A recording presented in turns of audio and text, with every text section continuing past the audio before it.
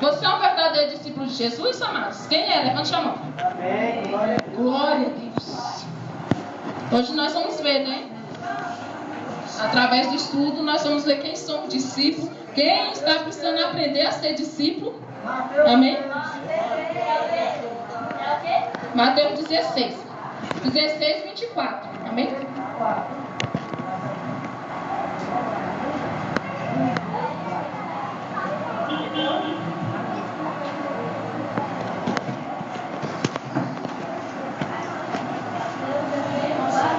Glória a Deus. 24. 16, 24. Hã?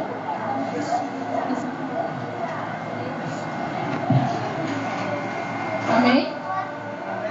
Quem não achou, fala misericórdia. Obreiros, falaram misericórdia, ajuda. Amém?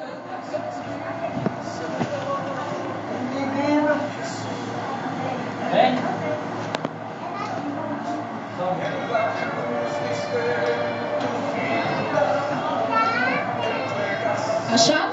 Vamos colocar a mão aí na palavra que não achou, vai achando, amém? Vamos pedir a Deus só falar no nosso coração. Senhor, meu Deus, meu Pai, meu Deus, fala forte, Deus, ao nosso coração. Oh, Deus, que o Senhor venha abrir nessa noite o nosso entendimento. Abre o nosso coração espiritual, Deus. Que nessa noite o Senhor possa destampar os nossos ouvidos, para que possamos aprender como ser um discípulo do Senhor. Oh, Deus, como meu irmão ministrou, que para receber o Espírito Santo precisamos ser servo. E ser servo é ser discípulo. Então nós precisamos ser, meu Deus, discípulos do Senhor. Nos ensina nessa noite. Fala forte ao nosso coração. Fala no meu também, ó Deus. Porque eu quero te agradar. Toma a nossa vida em tuas mãos. Em nome do Pai, do Filho e do Espírito Santo. Amém. Graças a Deus. Glória a Deus. Amém? Todos acharam? Amém. Glória a Deus. Glória a Deus. Olha, então vamos começar aí. 24, amém? Glória a Deus. Então disse Jesus ao seu discípulo: se alguém quiser vir após mim, renuncie a si mesmo, tome sobre si a sua cruz e siga-me. Glória a Deus.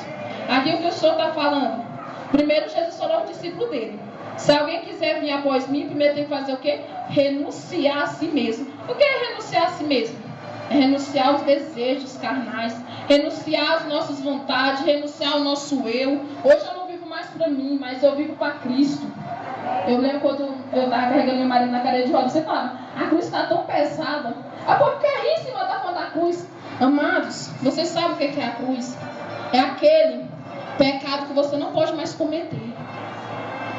A minha carne não queria carregar ele na cadeira porque estava pesado. Mas por amor que eu tenho em Cristo, eu tinha que carregar. A mesma coisa é o pecado. O pecado é gostoso, mas ele transgride a lei do Senhor. Então a gente não pode mais cometer ele. Devemos rejeitar o nosso eu. E às vezes ele fala: irmão, carrega a sua cruz. A cruz está pesada, tá? Porque quando uma pessoa que bebe cachaça passa por frente do pai e não pode entrar lá para beber uma cachaça, está renunciando. Ela está carregando a sua cruz.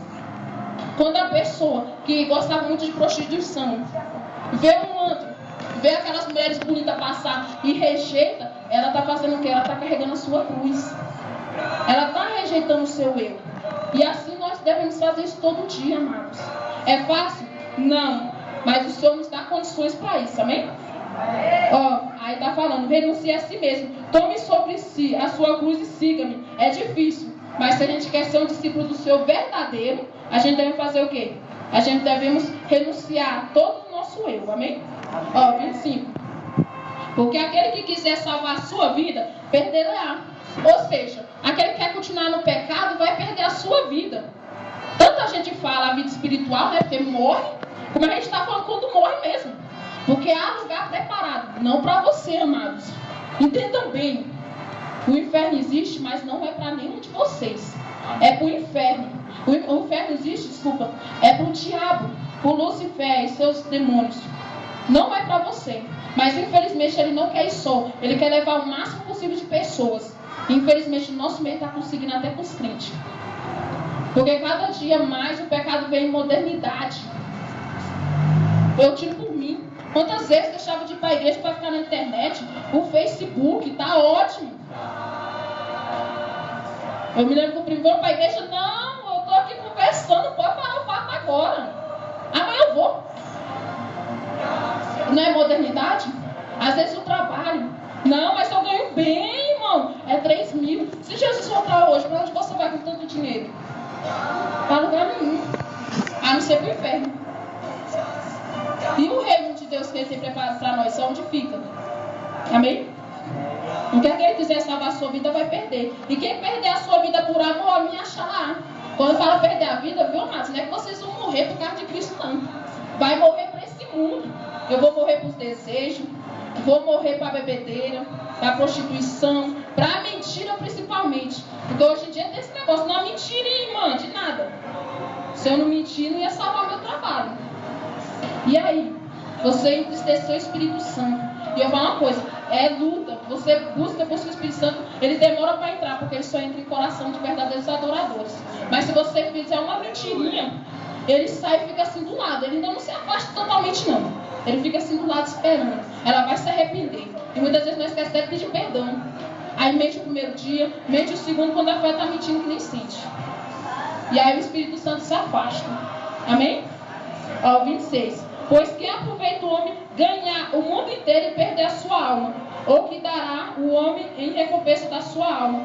Isso aqui é mais. Eu estava tentando achar qual o sentido para essa frase.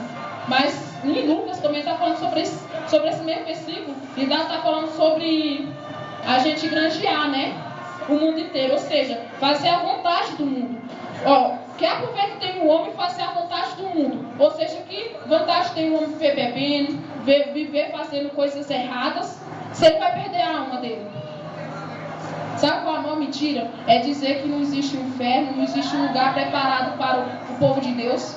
Tem gente que diz isso, né? Tem só um lugarzinho preparado.